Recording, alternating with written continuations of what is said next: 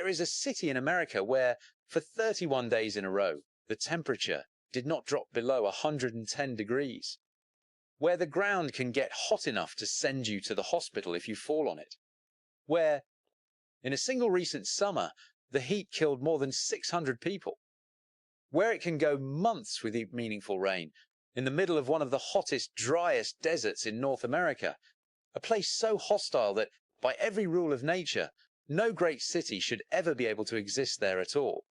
And yet there is a great city there, an enormous one.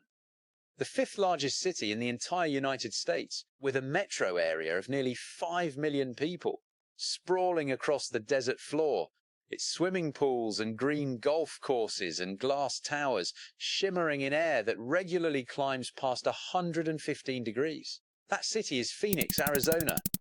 Phoenix is, without question, one of the most improbable major cities on planet Earth.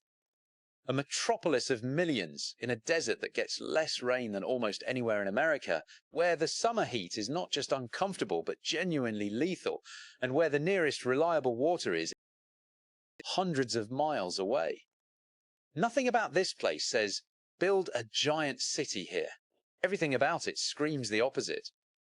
And here is the part that makes the story truly extraordinary, almost eerie. Phoenix is not the first great civilization to rise on this exact spot. Nearly 1,000 years ago, another people built a thriving society right here, in this same desert, watered by this same river. They dug hundreds of miles of canals. They fed tens of thousands of people. And then, around 600 years ago, they vanished. Their civilization collapsed and disappeared, and no one is entirely sure why. Modern Phoenix was built, quite literally, on the ruins of that lost world. It was even named for it. The name Phoenix was chosen to mean a new city rising, like the miracle bird from the ashes of the civilization that died here before. So this is a story with two impossible questions at its heart. First, how did anyone build a city of 5 million people in a place that seems designed to kill them? And second, the darker question, the one hanging over Phoenix right now. If the last great civilization here was destroyed by the desert, by the failure of water and the extremes of climate, can this one survive the very same threats which are closing in again today? This is the most impossible rise of any city in America. And to understand it, we have to start with the ghosts. Let's begin with the land itself, because you cannot understand Phoenix until you understand just how hostile the place is. Phoenix sits in the Sonoran Desert in the south-central part of Arizona, in a broad, flat basin now called the Valley of the Sun, and it is a desert in the fullest, harshest sense of the word. The summers here are almost beyond belief.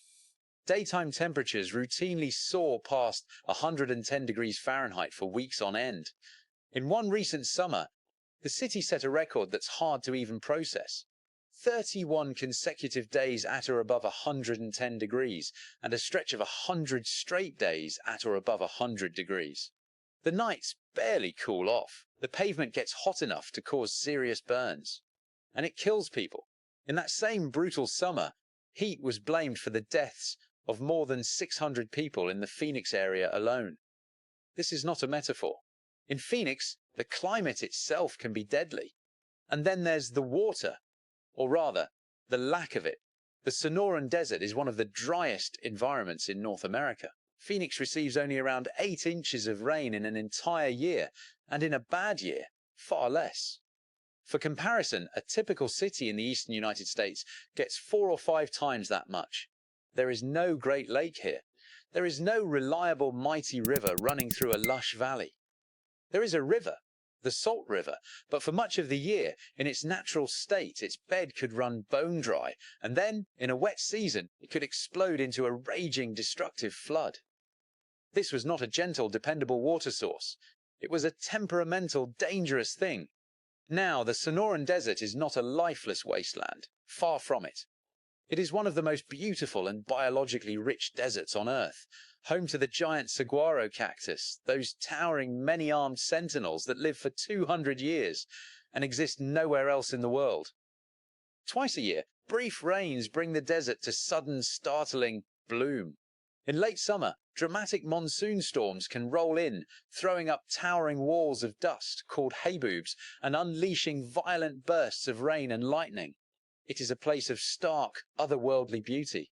But beauty is not the same as hospitality.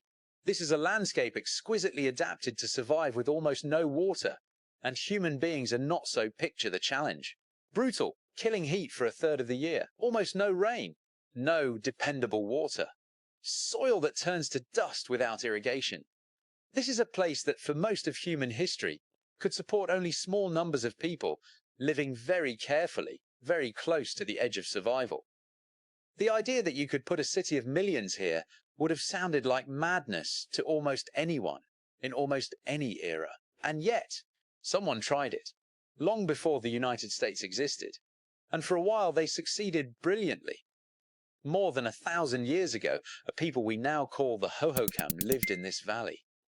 And what they accomplished here, in this merciless desert, was one of the great engineering achievements of the ancient Americas. The Hohokam understood the one thing that could make the desert bloom. If you could capture the water of the salt river when it flowed and carry it out across the dry land, you could grow crops in soil that was otherwise dead. And so they built canals. Not a few ditches, an enormous, sophisticated network of them. Over the centuries, the Hohokam dug an estimated several hundred miles of canals across the Salt River Valley, some of them huge, wide enough and deep enough to rival modern works, all of it dug by hand, without metal tools, without draft animals, without the wheel. They engineered these canals with remarkable skill, calculating the gentle slopes needed to keep the water flowing without either stalling or tearing the channels apart. And it worked. For roughly 1,000 years, the Hohokam flourished here. Their canals watered fields of corn, beans, squash and cotton, coaxing abundance out of ground that should have grown nothing. Their society grew to a substantial size. By some estimates, tens of thousands of people lived in the valley at its height, in what may have been the largest and most sophisticated irrigation-based civilization anywhere in ancient North America. And they were far more than farmers scratching at the dirt. The Hohokam built substantial villages and great earthen platform mounds that rose above the desert. They built ball courts, more than 200 of them across their territory, echoing the ceremonial ball games of the great civilizations of Mexico far to the south, a sign of how connected they were to the wider ancient world. They were master craftsmen. They made fine red-on-buff pottery, and they were among the first people known to have practiced etching using the fermented juice of the saguaro cactus to etch designs into shells. And they traded across enormous distances, seashells from the Gulf of California, macaw feathers and copper bells from deep in Mexico, turquoise from the north, all flowing through the villages of this valley. This was not a marginal, struggling people. This was a rich, skilled, deeply rooted civilization, and it sustained itself here for a span of time that dwarfs the entire history of the United States so far. And then, sometime around the 1400s, it all came apart. The Hohokam civilization declined and, over a period of decades, effectively collapsed. The great villages were abandoned. The canals fell silent and began to fill with sand. The people scattered. And to this day, historians and archaeologists debate exactly why.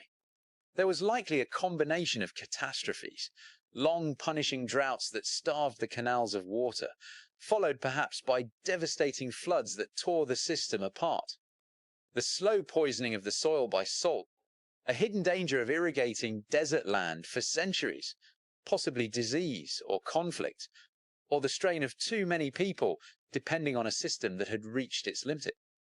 Most likely it was several of these at once, compounding, until the delicate balance that had sustained them for 1,000 years finally broke.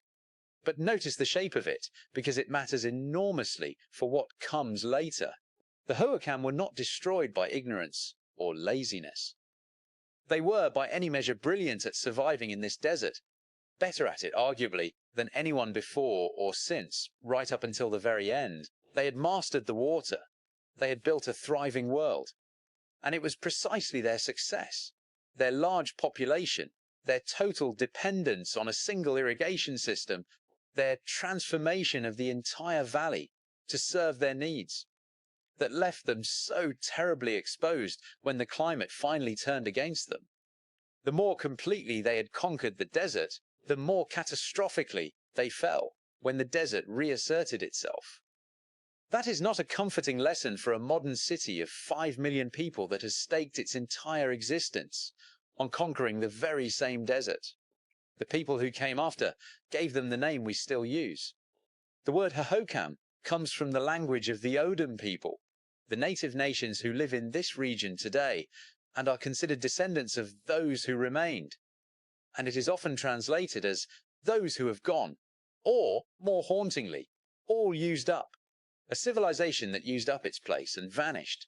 Sit with that for a moment, because it is the shadow that falls across this entire story.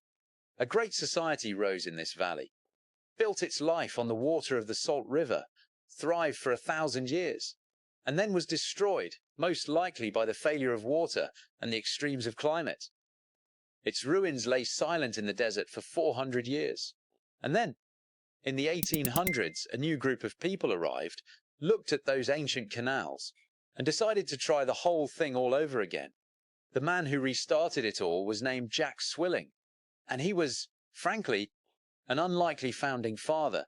Swilling was a rough character of the frontier, a former Confederate soldier, an adventurer, a prospector, a man who had knocked around the violent early Arizona territory, chasing gold and trouble in roughly equal measure. In 1867, he was passing through the Salt River Valley, and he noticed something in the landscape. Long, straight depressions in the earth, running for miles across the desert. The remains of the ancient Hohokam canals. And Swilling, whatever his flaws, had a moment of real vision. He looked at those 1,000-year-old channels and realized what they meant. The Hohokam had already done the hard survey work centuries before. They had figured out exactly how to route water from the Salt River across this valley. All a person had to do was clear out and re-dig the ancient lines, and the water would flow again, and the desert would grow crops, just as it had for the Hohokam. The blueprint for surviving in this place was lying right there in the ground, waiting. So Swilling formed a canal company, gathered workers, and began to re-excavate the ancient Hohokam canals. Water returned to the old channels, crops came up out of the desert soil, and a small farming settlement took root in the valley, the seed of what would become Phoenix. And it was here that the settlement got its perfect prophetic name. There was an eccentric, well-read Englishman among the early settlers, a man known as Lord Darrell Duppa. And when it came time to name the new town, Duppa recognized the profound symbolism of what they were doing. They were building a new civilization directly on top of a dead one, bringing life back to a valley whose previous society had turned to ashes. And so Duppa proposed the name Phoenix, after the mythical bird that is consumed by fire and then rises, reborn, from its own ashes. A city, he said, would rise phoenix-like from the ruins of the past. It is one of the most fitting names ever given to an American city, because Phoenix truly was a civilization rising from the ashes of another. But the name carried a warning inside it, too, that no one at the time could have heard. The phoenix rises from the ashes, but first, it has to burn. The people who named Phoenix were building on the grave of a society that the desert had already destroyed once. The question of whether the desert could destroy a city here had, in a sense, already been answered. They were simply betting that this time it would be different. For that bet to pay off, they would have to solve the one problem that had likely doomed the Hohokam. They would have to master the water. And for the first few decades, they couldn't. Through the late 1800s, Phoenix grew slowly into a modest farming town. The redug canals watered fields, and the valley proved astonishingly fertile when it had water. The long-growing season and the desert sun could produce tremendous harvests, but the whole thing still depended on the Salt River. And the Salt River was as treacherous for the Americans as it had likely been for the Hohokam. In dry years, the river shrank and the water failed, and crops withered, and farmers went broke. In wet years, the river could rampage, flooding the valley and destroying the very canals and farms that depended on it. The town was at the mercy of a river that could neither be relied upon nor controlled. This was the ceiling on Phoenix. As long as its survival depended on an unpredictable desert river, it could never be more than a small, vulnerable farm town, forever one drought or one flood away from disaster. Exactly the kind of fragility that had, in all likelihood, brought down the civilization before it. To become something more, Phoenix needed to do what even the Hohokam had never managed. It needed to tame the river itself, and to do that it needed help on a scale that no frontier farm town could ever provide on its own. It needed the United States government. That help arrived at the dawn of the 20th century, and it changed everything. In 1902, the federal government passed a landmark law called the Reclamation Act. The idea behind it was bold, and for its time, almost revolutionary. The government would fund massive water projects, dams and reservoirs and canals, to reclaim the arid lands of the American West and make them fit for farming and settlement. The West was dry, and the private sector couldn't afford the enormous engineering required to control its rivers. So the nation itself would do it.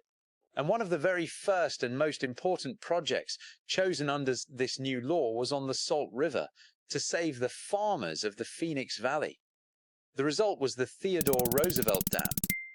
Built between 1905 and 1911, high in the mountains where the Salt River ran through a canyon northeast of Phoenix, it was, at the time of its completion, the largest masonry dam in the world. An immense wall of stone blocks holding back the river to create a huge reservoir. It was a staggering feat of engineering, hauled up into the rugged Arizona wilderness at enormous cost. And it did exactly what Phoenix needed. It captured the wild floodwaters of the Salt River and stored them, releasing the water in a steady, controlled, dependable flow. It ended the cycle of drought and flood that had tormented the valley. For the first time, Phoenix had a reliable water supply, and the building of it was an epic in itself. The dam site was buried deep in rugged, roadless mountain wilderness, so before they could even begin, the builders had to carve a road 60 miles through the desert and mountains just to haul in supplies. A spectacular route still known today as the Apache Trail. They built an entire company town in the wilderness to house the workers. They quarried the stone on site and cut it into massive blocks. Floods roared down the canyon during construction and washed away months of work, forcing them to start over. It took 6 years, enormous sums of money, and back-breaking labor in a brutal climate. And when it was finished in 1911, this wall of stone rising some 300 feet out of the canyon was the tallest masonry dam in the world. The dam was so significant that the former president it was named after, Theodore Roosevelt himself, came out to Arizona to dedicate it in person in 1911. And the system it anchored, the Salt River Project, a network of dams and canals managing the valley's water, became the foundation on which all of modern Phoenix would be built. The Hohokam had captured the river when it flowed. Phoenix, with the power of the entire United States behind it, had done something the Hohokam never could. It had chained the river to its will.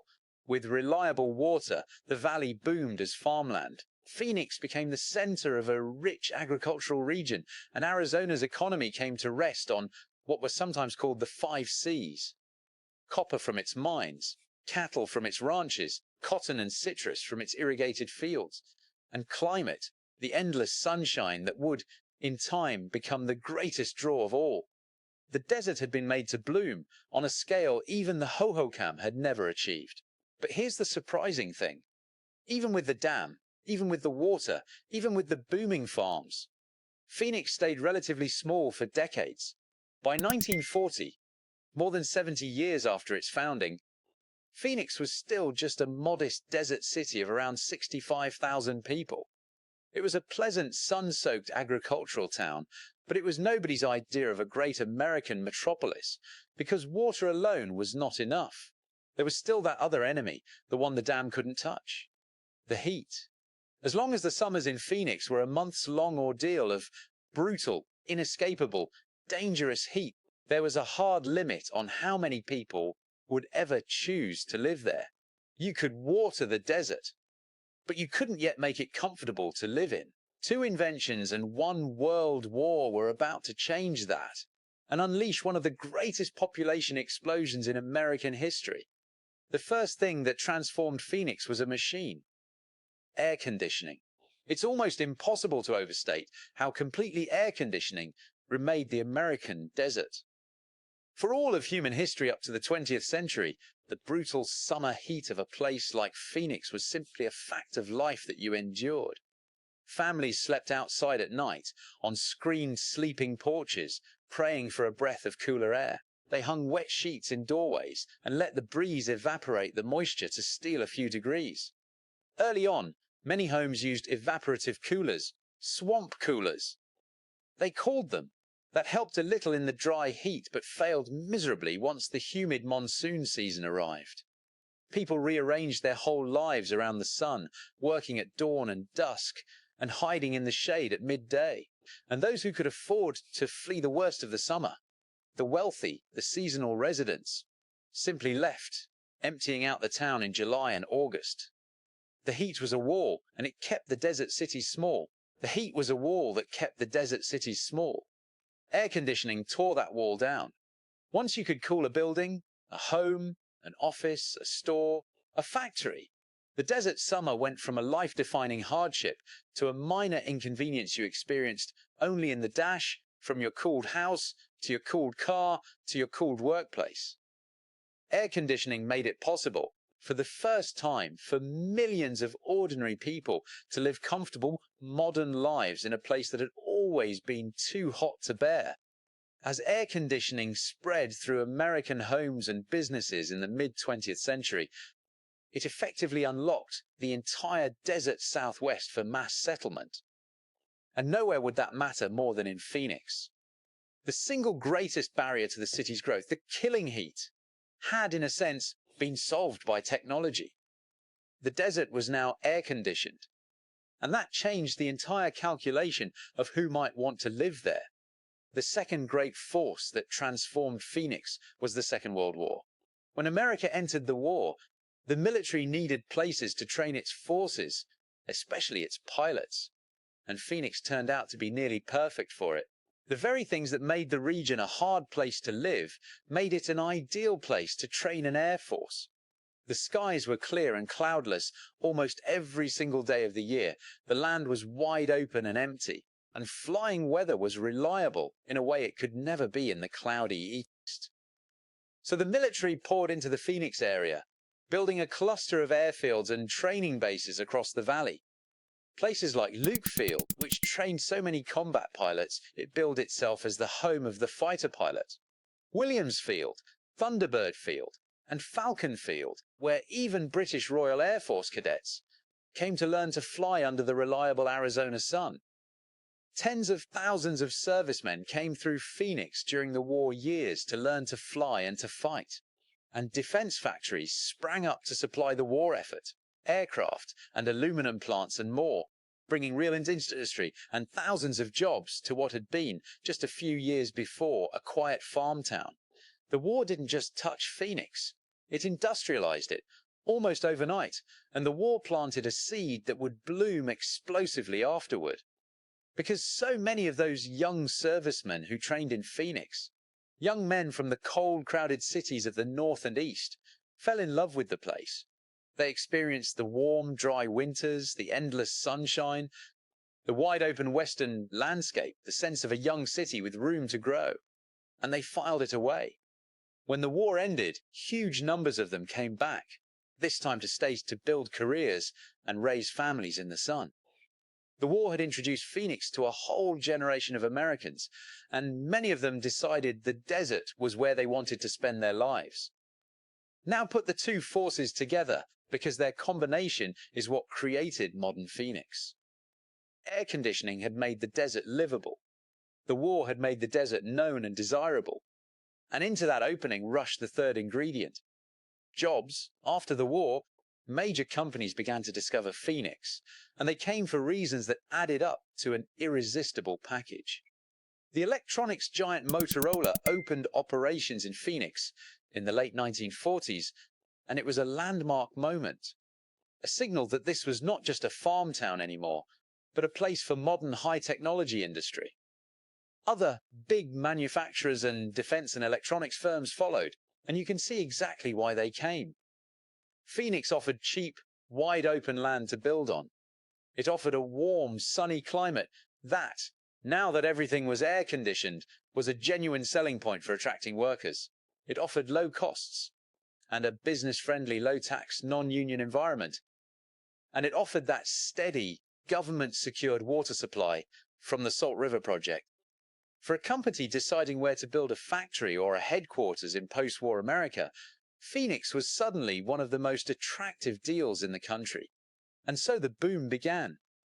People poured in for the jobs, for the climate, for the cheap new houses, for the promise of a bright modern life in the sun. And the numbers tell a story of almost explosive growth. Phoenix had around 65,000 people in 1940. By 1950, it had grown to over 100,000. By 1960, it had exploded to nearly 440,000, more than quadrupling in a single decade. The desert farm town was becoming a major American city at breathtaking speed, and it was only getting started. And Phoenix wasn't just growing. It was inventing an entirely new way for Americans to live, and a new idea of what a city could even be. The greatest symbol of that new idea opened its doors on the first day of 1960, in the desert northwest of Phoenix. It was called Sun City, and it was the creation of a developer named Webb. And it was something the world had never seen before. A master-planned community built entirely for retirees. An active adult community designed from scratch around the idea that older Americans could sell their homes in the cold north, move to the Arizona sun, and spend their retirement years in a purpose-built paradise of affordable single-story homes, golf courses, swimming pools, and recreation centers. When Sun City opened over that New Year's weekend in 1960, the response stunned everyone, including its developer. More than 100,000 people showed up over 3 days just to see it. Hundreds of homes sold almost immediately. In its first year, Sun City sold thousands of houses, far beyond anything Webb had dared to project. It was a sensation, and it didn't just succeed. It invented an entire American institution. The modern retirement community, that whole model of Sunbelt living for older Americans, was essentially born right there, outside Phoenix. Webb landed on the cover of Time magazine. And the image of Phoenix as the place where you could live out a golden, sun-drenched life became fixed in the American imagination. Sun City captured the essence of what Phoenix was becoming. This was a city being built almost entirely by newcomers. People choosing to come to the desert on purpose, drawn by sun and space and a fresh start in a way that had been impossible before air conditioning and the automobile. And the city they built reflected that. Phoenix grew outward, not upward. An enormous, low, sprawling carpet of single-family homes with backyards and swimming pools and driveways spreading across the flat desert floor in every direction, mile after mile after mile. It was a city built for the age of the car and the air conditioner, a horizontal metropolis of subdivisions and highways and shopping centers. Utterly unlike the dense old cities of the East. For decade after decade, the growth simply did not stop. Through the 1960s, 70s, 80s, 90s, and into the new century, Phoenix and its surrounding valley kept expanding at a pace that was among the fastest of any place in America. New suburbs swallowed up the old farm fields and the raw desert alike, at a rate that at times saw an acre of desert disappear under pavement roughly every hour. Cities like Mesa, Scottsdale, Tempe, Glendale, Chandler, and Gilbert grew from small towns into major cities in their own right. Several of them now larger than famous American cities like Atlanta or Miami, all melting together into one continuous, sprawling metropolis across the Valley of the Sun. Tempe became home to Arizona State University, one of the largest universities in the entire country, pumping tens of thousands of young people into the valley. The whole thing was stitched together by a vast web of freeways, because in Phoenix the car was king, and the city had been built from the ground up around the automobile and the air conditioner. The two machines that had made desert life not just possible, but comfortable. The population climbed and climbed, past 1 million, past 2 million in the metro area, past 3, past 4, toward 5 million people, living in a place that a century earlier had held a modest farm town of a few thousand. Today, the city of Phoenix proper is the 5th largest city in the entire United States, and it is still, even now, one of the fastest growing major cities in the country, adding tens of thousands of new residents every single year. Just stop and consider the scale of that achievement, and how impossible it should have been. A metropolis of 5 million people, one of the largest in North America, thriving in the middle of a scorching desert that receives just a few inches of rain a year. It is a monument to human ingenuity and sheer will, to the dams that tamed the river, the machines that conquered the heat, and the relentless American drive to build a paradise wherever the will could be found, no matter what the land itself had to say about it. But that scale created a problem that grew right alongside the city. A city of 5 million people in a desert needs a staggering amount of water. And the Salt River, even tamed by its dams, was never going to be enough to slake the thirst of a metropolis this size, growing this fast. So Phoenix did something that tells you everything about how far this city will go to survive. When it ran short of water close to home, it reached out and grabbed water from hundreds of miles away. That is the story of the Central Arizona Project. It is one of the most ambitious water engineering feats in American history. A system of canals, pipes and pumping stations, 336 miles long, built to carry water all the way from the Colorado River on Arizona's far western border, uphill and across the desert to Phoenix and Tucson. Completed in the early 1990s, the Central Arizona Project pulls water from the great river of the West and delivers it into the heart of the desert to sustain the cities that could not survive on local supplies alone. Today, that Colorado River water, piped in from hundreds of miles away, accounts for something like 40% of the water supply of the Phoenix area. Think about what that means. Phoenix does not and cannot live on the water that falls or flows within its reach. It survives by importing a huge share of its water across hundreds of miles of desert from a river shared by tens of millions of other people across 7 states and Mexico. It is a city sustained by an enormous far-flung and fragile lifeline, a thin thread of borrowed water stretched across the southwest. As long as that thread holds, Phoenix thrives. But the whole miraculous city now rests upon it, and in recent years, Phoenix has entered perhaps its most dazzling chapter yet, even as the ground beneath that chapter has begun to tremble. The modern Phoenix boom has become about far more than sunshine and retirement. The city has emerged as a major hub of advanced industry and technology. Most dramatically, the Taiwanese company TSMC, the most important semiconductor manufacturer in the world, the maker of the most advanced computer chips on Earth, has chosen the desert north of Phoenix to build an enormous complex of chip factories, pledging a total investment on the order of well over $100 billion. It is one of the largest foreign investments in American manufacturing history, and it is planting the most cutting-edge technology on the planet right there in the Sonoran Desert. Phoenix, the improbable farm town, is becoming a capital of the industry that runs the 21st century world. And yet, hanging over all of this dazzling growth is the shadow we started with, the shadow of the Hohokam, the ghost of the civilization that the desert destroyed once before. Because the two ancient enemies that this valley has always faced, the two threats that most likely doomed the people who came before, are both returning with a vengeance: water and heat. The water crisis is real, and it is here.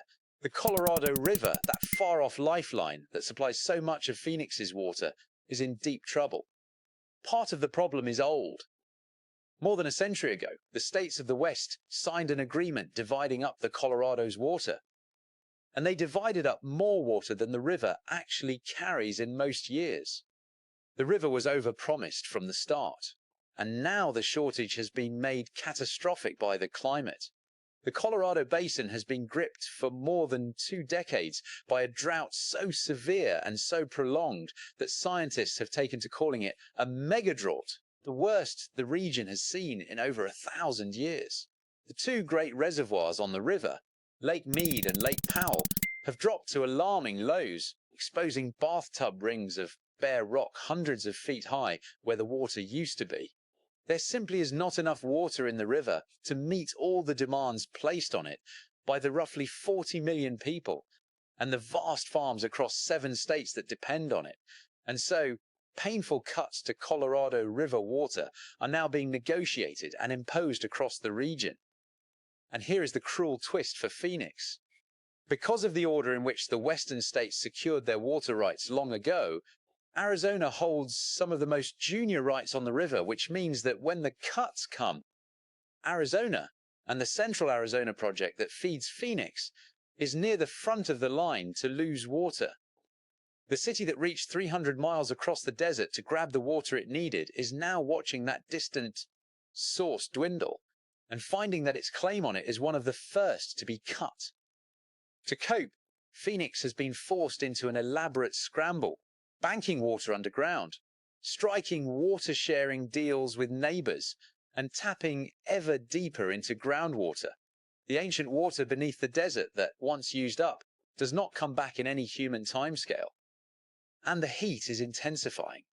Those record-shattering summers, the 31 straight days above 110, the hundreds of heat deaths, are not one-time freaks. They are part of a clear and worsening trend, as a warming climate makes an already brutal desert hotter and more dangerous year after year.